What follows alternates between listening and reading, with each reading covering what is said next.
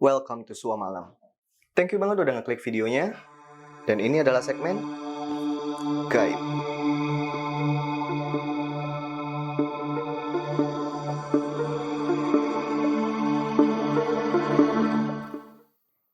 Ini adalah segmen baru di channel Sua Malam. Dan di segmen ini kita akan sama-sama belajar tentang hal-hal gaib. Baik itu makhluk-makhluk gaib, kejadian-kejadian gaib, atau mungkin sekedar kejadian-kejadian dan mitos-mitos yang kita masih belum tahu pasti itu cuman cerita rakyat biasa atau benar-benar ada sesuatu di baliknya. Dan di channel ini dan seterusnya, gue bakal coba untuk research sebanyak-banyaknya hal yang mungkin selama ini kita cuma pernah dengar doang. Tapi di sini kita akan kupas, mulai dari asal-usulnya, karakternya, dan mungkin akan ada cerita yang gue bisa temuin online untuk kita berbagi sama-sama, temenin malam kita. Dan untuk episode pertama ini, gue akan ngebahas tentang sesuatu yang mungkin teman-teman kita di Jawa akan lebih familiar. Gue sendiri cuma pernah denger ini sekali atau dua kali, ya familiar juga sih, tapi cuma namanya doang. Apa ini sebenarnya? Kita bakal cari tahu. Episode 1, Banaspati.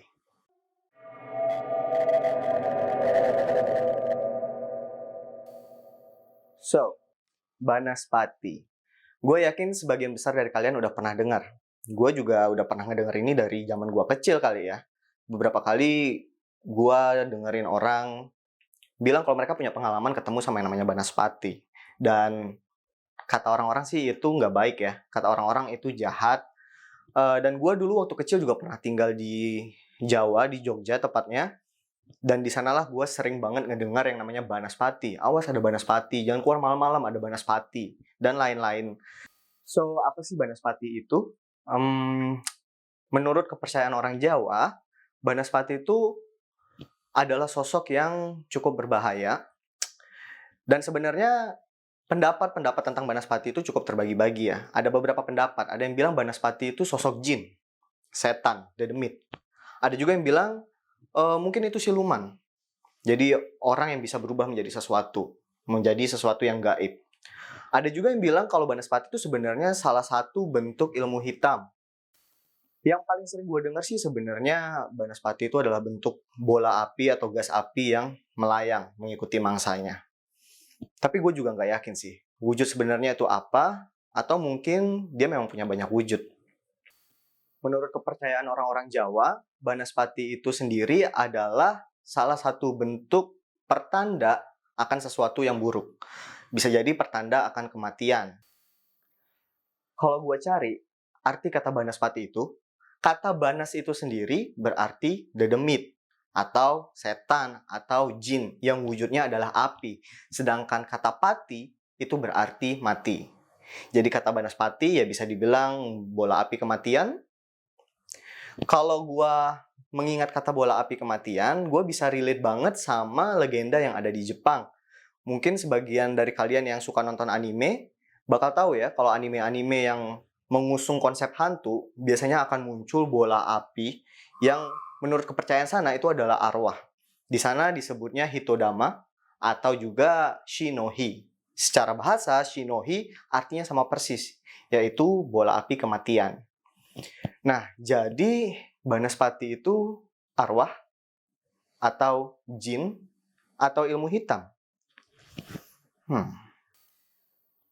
Selain kepercayaan bahwa Banaspati adalah sebuah pertanda untuk hal-hal yang buruk yang akan terjadi di sebuah desa, seperti contohnya kematian, ada juga kepercayaan yang menganggap bahwa Banaspati ini adalah sosok dari Raja Lelembut atau Raja Dedemit. Kepercayaan itu berasal dari kemampuan si Banaspati ini yang bisa menyerang secara fisik. Legenda dan mitos tentang Banaspati ini sudah diceritakan turun-temurun di tanah Jawa. Kabarnya sih, cerita tentang Banaspati ini udah ada dari zaman Purwacarita, yaitu zaman saat kekuasaan Kerajaan Majapahit. Konon katanya, pada masa Kerajaan Majapahit, ada seorang tokoh yang mempelajari ilmu hitam, mengirim santet untuk melukai atau bahkan membunuh seseorang dalam bentuk bola api. Dan itulah yang disebut Banaspati.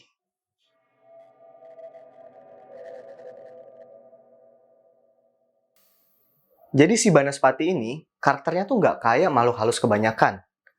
Ya kayak yang kita tahu kalau makhluk halus atau jin dan sejenisnya biasanya kan cuman ngegoda manusia, nakut-nakutin, mentok-mentoknya muncul di belakang kita sebagai penampakan, ya kan? Well, Banaspati ini lebih berbahaya dari itu karena dia bisa nyakitin kita, bisa ngejar kita, bisa ngelukain kita, ngebuat luka bakar, bahkan bisa ngebunuh. Beberapa orang juga bilang kalau Banaspati ini bisa ngisep darah kita. Kayak yang sempat gua spill di awal tadi, menurut pendapat orang Banaspati ini punya banyak wujud. Macem-macem lah. Ada yang bilang bentuknya bola api terbang, ada yang bilang wujudnya itu sebenarnya kayak manusia, pria gitu atau wanita, gue juga nggak tahu, tapi badannya tuh kebakar. Jadi kayak Ghost Rider gitu. Ada juga yang bilang ini bentuknya tengkorak yang terbang dan terbakar. Well, intinya semuanya masih berkaitan dengan api. Nah, si Banaspati ini kan terbang. Tapi terbangnya itu nggak tinggi. Biasanya itu cuma ya setinggi rumah atau setinggi pohon. Jadi dia biasanya terbang dari rumah ke rumah atau dari pohon ke pohon, mungkin untuk cari mangsa. Sosok Banaspati ini paling sering itu ditemuin di pedesaan-pedesaan yang dalam, atau mungkin di hutan, atau bahkan di jalan-jalan sepi. Ya, kebanyakan sih testimoni orang bertemu dengan Banaspati itu di tanah Jawa. Mungkin di daerah Jawa Tengah atau di daerah Jawa Timur sana. Yang jelas orang-orang Jawa pasti familiar banget dan mungkin kebanyakan dari mereka pernah ketemu sama Banaspati. Secara jenis, menurut research Sua Malam, Banaspati itu umumnya ada 3. Yang pertama, Banaspati geni. Yang kedua, Banaspati tanah. Dan yang ketiga, Banaspati banyu atau air. Nah, ini tiga-tiganya karakternya itu agak berbeda ya. Kalau Banaspati geni ini itu yang paling umum, yang paling common, yang kayak gue bilang tadi. Wujud bola api yang biasanya ditemuin di pedalaman atau ya di tempat-tempat yang sepi. Nah, ini tuh yang paling ditakutin sama masyarakat Jawa. Karena dia bisa benar-benar ngelukain kita secara fisik. Luka bakar atau mungkin ya ngebunuh kita. Intinya ini Banaspati yang paling ganas dan yang paling ditakutin. Jenis yang kedua adalah Banaspati tanah. Dan Banaspati tanah ini paling sering ditemuin tuh di hutan-hutan. Biasanya Banaspati tanah ini memangsa orang-orang yang berburu ke hutan ya atau pendaki atau ya siapapun yang saat itu sedang berada di hutan. Nah, si Banaspati tanah ini punya ciri khas yang spesifik. Dia akan menyerang orang-orang yang tidak bersentuhan langsung dengan tanah atau bumi. Ya, intinya orang-orang yang pakai alas kaki. Jadi kalau ketemu sama Banaspati di hutan, copot alas kaki deh. Yang ketiga adalah Banaspati banyu atau air. Nah, Banaspati ini ya paling sering ditemukan di pinggiran-pinggiran sungai, pinggiran danau, intinya di tempat yang ada airnya. Nah, untuk Banaspati ini lebih spesifik lagi, karena cara dia melukai atau menyakiti mangsanya itu dengan menghisap darahnya sampai habis atau menenggelamkannya. Nah, biasanya orang-orang yang tenggelam secara misterius, banyak yang bilang itu gara-gara Banaspati banyu atau Banaspati air.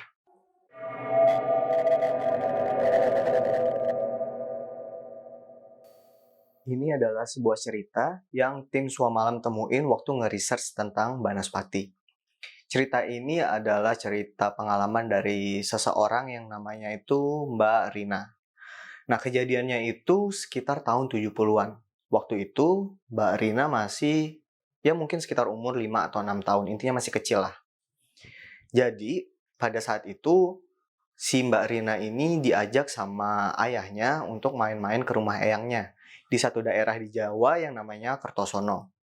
Buat teman-teman yang tahu, mungkin bisa ngasih tahu gue di kolom komentar, ini daerah di Jawa Tengah atau Jawa Timur. Gue kurang tahu juga. Intinya pada saat itu daerah ini tuh bagian yang nggak di kota banget. Nggak di kota sama sekali malah. Jadi di daerah suburb, di daerah pinggiran gitu. Ya hampir dibilang kayak desa lah. Jadi jarak antara satu rumah dengan rumah yang lainnya itu cukup jauh. Dan pada saat itu juga listrik tuh belum umum. Jadi emang kalau malam daerah itu gelap. Nah, pada saat itu yang ada di rumah eyangnya itu cuman si Rina sama ayahnya aja.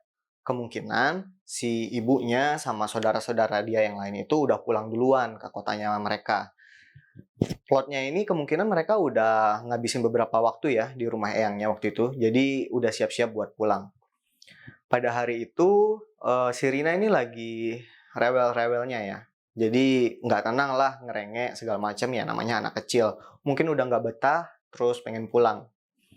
Nah, jadi waktu itu bapaknya cuma tenangin aja dan mereka sambil siap-siap buat pulang. Mungkin dengan, pertimbangan kalau si Rina ini udah ngerengek juga dan gak bisa nunggu lebih lama lagi, akhirnya si bapaknya ini mutusin untuk pulang malam itu juga. Jadi mulai kemas-kemas, udah siap-siap buat pulang. Nggak berapa lama mereka lagi siap-siap buat pulang, tiba-tiba ada satu truk yang datang dan berhenti di rumah si eyangnya si Rina ini. Dan ternyata itu adalah saudara-saudara dari bapaknya si Rina yang datang ya sekalian mampir silaturahmi. Dan mereka adalah gerombolan ABRI. Jadi waktu itu bukan cuma satu orang ya, ada beberapa orang yang mereka itu ABRI. Dan salah satunya adalah saudaranya si bapaknya si Rina. Tertundalah jadwal mereka yang harusnya saat itu langsung pulang malam itu. Jadi mereka harus si bapaknya ini harus nyambut lah. Jadi mereka ngobrol-ngobrol, chit-chat, ya silaturahmi lah di situ. Jadi waktu terus berjalan dan jadi semakin malam. Nah, pada saat itu ya bapaknya Sirina juga udah nge-spill juga kalau sebenarnya mereka udah mau balik ke kota asalnya mereka. Nah, di situ saudara dari bapaknya Sirina ini ngasih usul, gimana kalau ikut kita aja nih naik truk ABRI ini. Karena mereka juga sekalian mau balik ke base camp dan kebetulan base campnya mereka itu ngelewatin kota tempat asalnya Sirina. Jadi bisa sambil ngedrop off mereka di sana. Oke lah, di situ bapaknya Sirina langsung setuju. Dan akhirnya mereka langsung ambil semua barang-barang yang udah di-pack tadi dan langsung cabut. Posisinya itu kan truk ABRI ya. Kalian tahu lah yang biasanya di belakangnya itu terbuka gitu, cuma pakai terpal doang atasnya. Nah, si Rina sama bapaknya waktu itu duduk di depan. Jadi di sebelah kanan ada si supir yang ya ABRI juga drivernya lah. Terus di tengah-tengah itu si Rina sama bapaknya, di sebelah kiri itu si saudara bapaknya itu yang ABRI juga. Nah, jalanlah mereka. Itu udah tengah malam ya. Mereka mulai jalan. Mereka terus jalan sampai akhirnya pada suatu waktu yang udah malam banget. Gua nggak tahu sih detailnya itu jam berapa. Yang jelas itu udah malam banget, tengah malam banget. Mereka ngelewatin lokasi yang kita tahu kalau itu angker, yaitu Alas Roban. Nah, pada saat kejadian itu tahun 70-an itu, saat Mbak Rina masih kecil, dia masih belum tahu nih kalau Alas Roban tuh sebenarnya tempat yang angker. Dan dia juga nggak peduli juga sih pada saat itu. Saat ngelewatin Alas Roban, hal aneh pertama yang terjadi, jadi mereka ngelewatin jalan yang gelap ya, pencahayaan cuman benar-benar dari si truk itu doang. Nah, mereka ngelewatin jalan, kiri kanan itu hutan yang lebat banget. Tiba-tiba dari pojok depan sana, di satu sudut jalan, itu ada cewek berdiri. Dan si Mbak Rina juga ngeliat cewek itu.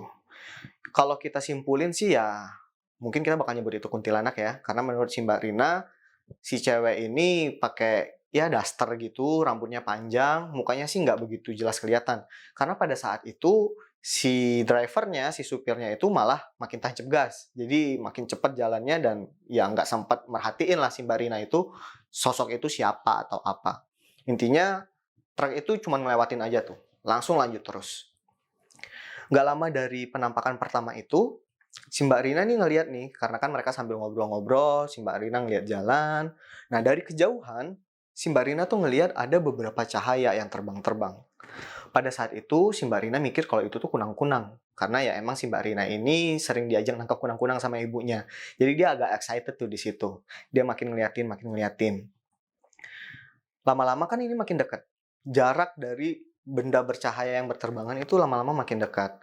Nah, si Mbak Rina tuh mulai sadar, ini kayaknya bukan kunang-kunang deh. Itu lebih terlihat seperti bola api yang terbang-terbang. Yang sempat dinotis juga sama Mbak Rina, si bola api ini di tengah-tengahnya tuh ada sesuatu gitu. Gue nggak tahu persisnya yang dia lihat pertama kali saat itu apa, yang jelas ada sesuatu yang beda di situ. Dia sempat bertanya-tanya gitu, ini di tengah-tengah bola api ini apa ya? Lama-kelamaan si bola api ini terbangnya makin dekat lagi sama si truk. Jadi ada banyak ya, ada beberapa. Dan saat Mbak Rina ngelihat kiri kanan juga, Mbak Rina nyadar kalau yang lain juga ngelihat hal itu. Apalagi saat salah satu orang di situ, gua nggak tahu pastinya siapa, kemungkinan bapaknya, itu langsung nunjuk dan sambil ngomong, Banaspati. Semuanya langsung ngelihat ke sana dan kelihatan kalau muka mereka tuh lumayan aware juga. Di situ ada sesuatu yang Mbak Rina lihat sebagai bola api yang terbang-terbang. Makin lama si bola api ini makin dekat, makin dekat, makin dekat. dan itu clear banget ya, itu banyak gitu bola apinya. Sampai akhirnya di depan mobil mereka itu yang jaraknya nggak begitu jauh ya, mungkin 2 atau 3 meter doang, masih jarak sorot lampu lah. Itu udah berbaris 3 bola api di depan situ. Jadi di depan truk udah ada 3 nih bola api. Dan kelihatan juga di belakang yang 3 itu ada beberapa bola api lagi. Sampai itu waktu terus berjalan, si bola api ini lama-lama nyebar formasinya. Ada yang di sebelah kiri truk, ada yang di sebelah kanan truk, dan ada yang di depannya juga. Di situ Mbak Rina udah mulai ketakutan ya, udah mulai panik juga ini apaan gitu. Dan saat dia merhatiin, ternyata memang ada sesuatu di tengah-tengah bola api itu. Yang dilihat sama Mbak Rina, di situ ada sosok wajah. Ada sosok wajah di tengah-tengah bola api itu. Jadi lebih kayak kepala yang terbakar lah. Kalau menurut si Mbak Rina sih, yang dia lihat itu sosoknya kayak muka kakek-kakek. Jadi mukanya keriput gitu kali ya. Dan matanya melotot, ngeliatin Mbak Rina dengan tatapan yang sama sekali nggak ramah. Tatapan yang mengancam. Nah, itu ngebuat Mbak Rina ketakutan banget. Nah, beberapa waktu berjalan, si bola-bola api ini makin dekat sama si truk mereka ini di depannya. Dan ada satu bola api yang kayaknya semacam kayak pemimpinnya mereka itu yang paling beringas, itu makin ngedeketin mukanya dia ke depan windshield itu, ke depan kaca depan si truk ini. Dan yang Mbak Rina lihat, itu mukanya jelas banget, kelihatan mukanya marah, matanya melotot, dan tiba-tiba makin jelas kalau giginya tuh bertaring, dan dia ngejulurin lidah. Jadi bener-bener mukanya tuh serem banget menurut si Mbak Rina. Di situ Mbak Rina udah ketakutan banget, dia udah sampai nangis di situ. Nah, karena dia udah panik banget, si bapaknya Mbak Rina nyuruh Mbak Rina untuk tidur. Udah, kamu tidur aja. Kamu sama bapak di sini, kamu tidur aja. Nah, di situ Mbak Rina udah mulai coba tuh untuk tidur. Dia dengerin bapaknya, dia coba untuk tidur. Tapi di situ dia nggak bisa tidur, dia masih panik. Berapa lama berjalan, mungkin 5-10 menit, dia ngebuka mata lagi. Dan di situ dia ngelihat ternyata si bola api ini lagi coba untuk masuk ke dalam si truk yang mereka kendarain. Nah, cuman yang dinotis sama Mbak Rina, mereka tuh kayak kesusahan banget untuk masuk truk. Padahal kondisinya sebelah kiri sama sebelah kanan itu kacanya kebuka. Harusnya kan mereka bisa langsung masuk, tapi itu kayak susah banget mereka untuk masuk. Sampai akhirnya si Mbak Rina ngelihat muka dari si Banaspati ini raut mukanya tuh makin marah gitu karena mungkin susah untuk masuk. Sampai akhirnya tuh mereka mulai beringas dan mereka mulai kayak ngejedotin diri mereka ke si truk ini. Bahkan ada suara dari atas juga gitu. Kalau seolah-olah ada Banaspati yang ngehantemin diri mereka ke truk ini. Dan di situ Mbak Rina makin panik. Di situ Mbak Rina makin ketakutan. Sampai akhirnya si bapaknya ini nyuruh Mbak Rina untuk tidur lagi dan nutupin si Mbak Rina ini pakai jaket yang dia pakai waktu itu. Saat Mbak Rina ditutupin pakai jaket nih sama bapaknya, di situ kan Mbak Rina emang coba buat tidur juga, tapi susah banget karena kondisi dia emang lagi ketakutan banget. Nah, di situ Mbak Rina nyadar kalau bapaknya waktu itu lagi kayak baca doa gitulah, pakai ajian-ajian gitu. Terus si bapaknya ngebuka lagi nih si jaketnya, terus bapaknya niup kepalanya si Mbak Rina. Abis si bapaknya niup kepalanya Mbak Rina, di situ Mbak Rina bener-bener tidur pules. Pas Mbak Rina kebangun, itu ternyata udah pagi. Ya, mereka masih jalan, masih di dalam truk. Tapi itu udah pagi. Nah, di situ bapaknya notiskan, Rina udah bangun. Nah, di situ bapaknya nawarin Mbak Rina, nawarin kue, ada kue nih. Rina, ini ada kue, kamu mau nggak? Si Mbak Rina saat bangun itu, entah kenapa dia jadi nggak bisa ngomong. Jadi dia mau ngerespon ke bapaknya juga nggak ada suara, dia cuma bisa geleng doang. Terus mungkin di situ bapaknya kayak ngerti ada sesuatu yang salah dengan Mbak Rina kali ya. Jadi di situ dia bapaknya kayak baca doa lagi. Habis itu bapaknya niup matanya Mbak Rina, niup telinganya, niup hidungnya, dan niup mulutnya Mbak Rina lagi. Terus diulangi lagi sama bapaknya. Rina, kamu mau kue ini nggak? Di situ Mbak Rina geleng lagi. Coba ditanya lagi sama bapaknya, mungkin biar si Mbak Rina ini ngomong ya. Rina, mau kue ini nggak? Baru di situ si Mbak Rina ngomong akhirnya dan bisa ngomong enggak gitu. Nah, di situ udah aman tuh kondisinya. Dan akhirnya nggak berapa lama, bener aja mereka nyampe ke rumahnya. Begitu nyampe rumahnya, Mbak Rina udah masuk, ketemu sama ibunya lagi. Di situ mereka baru cerita-cerita. Si bapaknya cerita kalau ternyata dalam perjalanan mereka itu ketemu sama gerombolan Banaspati yang Ya menurut Mbak Rina tuh serem banget lah pada saat itu ya, namanya jaraknya deket banget ya, anak kecil ngelihat hal yang kayak gitu pasti serem banget. Di situ Mbak Rina bilang ibunya ngeliatin Mbak Rina tuh kayak mukanya cemas banget, bercampur juga sama kesel gitu kalau lagi ngomong sama bapaknya. Ibunya bilang ya, dia nggak suka lah kalau misalnya ada perjalanan malam-malam kayak gitu, bahaya lah buat anak-anaknya.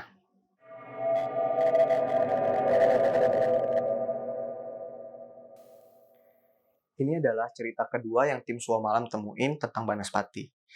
Di cerita ini sih sebenarnya si pemilik cerita nggak nyantumin nama dia ya, kita sebut aja namanya Denny. Nah, si Denny ini cerita kalau bapaknya dia itu pernah punya pengalaman yang berkaitan sama sosok Banaspati. Nah, jadi bapaknya ini tinggal di daerah Cilacap dan tahunnya gue nggak tahu persis. Yang jelas kejadiannya ini zaman dulu banget waktu si Denny belum ada. Waktu bapaknya itu kemungkinan masih umur belasan tahun ya, belum dewasa lah. Kita sebut aja nama bapaknya ini Rahmat. Nah, si Rahmat ini tinggal itu di rumah ibunya dia. Pada saat itu di daerah Cilacap itu, jarak antara desa ke desa itu jauh banget. Biasanya itu dipisahin sama berhektar-hektar lahan sawah lah.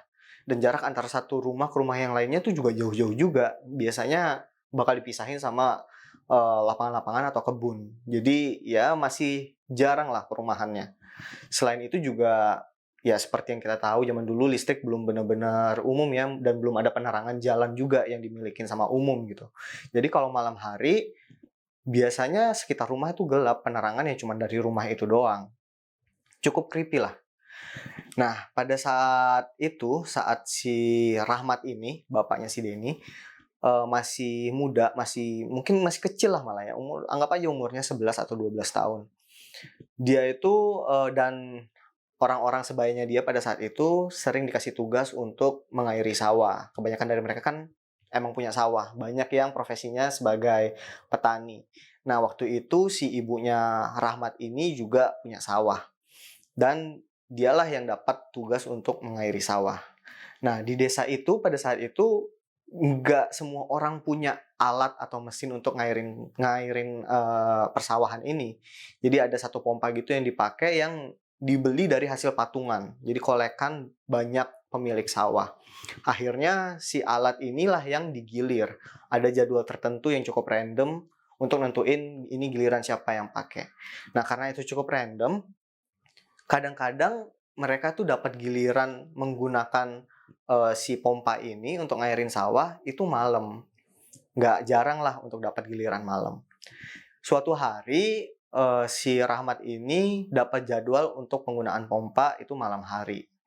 Tapi bodohnya dia saat itu, dia ketiduran. Jadi menjelang jadwal dia untuk pakai pompa itu dia ketiduran di rumahnya. Sampai ketidurannya tuh cukup larut. Jadi dia bangun itu udah lewat beberapa jam lah dari jadwal dia untuk pakai pompa tersebut. Nah, akhirnya dia buru-buru tuh ke sawah untuk ngambil pompa tersebut dari pengguna sebelumnya, pemilik sawah yang lain. Karena dia telat, si pemilik sawah yang sebelumnya pakai pompa kan nggak mungkin nungguin dia. Akhirnya ditinggalin gitu aja pompanya di persawahan lah, kemungkinan di pematang sawah gitu. Nah, pas si Rahmat ini ke sawah, dia langsung nemuin tuh pompanya udah ditinggalin di tengah-tengah sawah. Akhirnya dia langsung nge-set up lah itu si pompanya dimasukin ke sumber airnya, terus dialirin lah ke petakan sawah punya ibunya dia. Nah, pompa ini tuh biasanya bekerja 1 sampai 2 jam untuk bisa ngairin keseluruhan petakan sawah punya ibunya si Rahmat. Normalnya sambil nunggu itu dia bakal jalan-jalan nih keliling sawah, di pematang sawah, ngeliat yang ngontrol lah ada apa gitu yang aneh sambil nunggu waktu penggunaan pompa ini selesai gitu. Sampai akhirnya dia harus ngasih pompa ini ke pemilik sawah berikutnya. Tapi waktu itu mungkin dia lagi bosan atau gimana, gue nggak tahu juga, dia nggak keliling. Jadi dia cuman duduk aja gitu di samping pompa yang lagi dioperasikan sama dia pada saat itu. Nggak lama nunggu, beberapa menit, beberapa puluh menit mungkin, dari kejauhan dia ngelihat ada cahaya obor yang datang. Cahaya obor yang makin lama makin mendekat. Nah, di situ si Rahmat ini cukup kesel nih. Dia cukup menggerutulah di dalam hati. Ini kan belum selesai gitu, dia pakai pompanya. Kok si pengguna pompa selanjutnya, pemilik sawah yang lain udah mau datang ngambil aja. Di situ dia udah mulai siap-siap nih buat ya protes lah ke si pemilik sawah yang mau ngambil pompa dari dia. Dia kan belum selesai gitu. Lama-kelamaan si Cahya ini makin mendekat, makin mendekat. Dan bukannya dia protes, tapi apa yang dia lihat saat itu justru ngebuat dia lari terbiri-biri ninggalin si pompa yang masih beroperasi di situ. Langsung cabut balik ke rumahnya dia. Jadi menurut si Rahmat waktu itu, yang dia lihat, cahaya obor yang makin lama makin mendekat, itu sebenarnya bukan cahaya obor. Itu sebenarnya adalah sosok Banaspati yang makin lama makin ngedeketin dia. Jadi sosok bola api yang terbang ngedeketin dia. Karena makin dekat makin jelas kan kalau itu nggak ada batang obornya dan nggak ada orang yang megang juga. Bener-bener cuma bola api yang makin mendekat. Dan yang ngebuat makin serem lagi, ada sesuatu yang ngikutin bola api itu di sebelahnya, yaitu sosok pocong. Ada sosok pocong di samping sosok bola api itu, sosok Banaspati itu yang ngikutin dia, ngedeketin dia. Dan saat dia lari pun, saat dia kabur ke rumahnya, dan dia ngeliat ke belakang, si sosok bola api dan sosok pocong itu ngejar dia, dan makin cepat terus. Jadi dia bener-bener udah nggak peduli, dia lari sekencang-kencangnya, dia nggak peduli di bawahnya dia tuh licin, atau mungkin ada akar-akar kayu-kayuan yang bisa ngelukain kaki dia, dia udah nggak peduli, dia langsung lari kabur secepat-cepatnya ke rumahnya dia. Dia tinggalin itu pompa di sana. Dan menurut keterangan yang lainnya sih ternyata rata-rata orang-orang yang dapat kebagian jadwal pakai pompa malam-malam itu dihantuin dengan dua sosok yang sama, yaitu sosok Banaspati dan sosok pocong yang ngikutin si Banaspati itu. So itu dia pembahasan tentang Banaspati. Gue sih masih nggak sure banget sebenarnya Banaspati ini apa. Bisa jadi ini cuma lembut, bisa jadi siluman, bisa jadi ini sosok ilmu hitam. Gue nggak tahu pasti. Yang gue bisa pastiin dari hasil research kita, ya Banaspati ini adalah sosok yang berbahaya, yang paling familiar ya orang-orang Jawa pasti udah tahu banget kalau Banaspati ini berbahaya banget. Dan kalau ketemu ya kalau bisa dihindarin aja. Dan menurut gue dua cerita tadi cukup creepy ya, ketemu sama Banaspati. Dari kalian semua ada yang pernah ketemu nggak sama Banaspati? Atau keluarga kalian atau orang-orang yang kalian kenal pernah ketemu sama Banaspati? Tulis di kolom komentar biar gue juga bisa baca nih pengalaman-pengalaman kalian. So, in the next video, gue bakal bahas apa lagi ya? Tungguin aja dan thank you udah nonton videonya.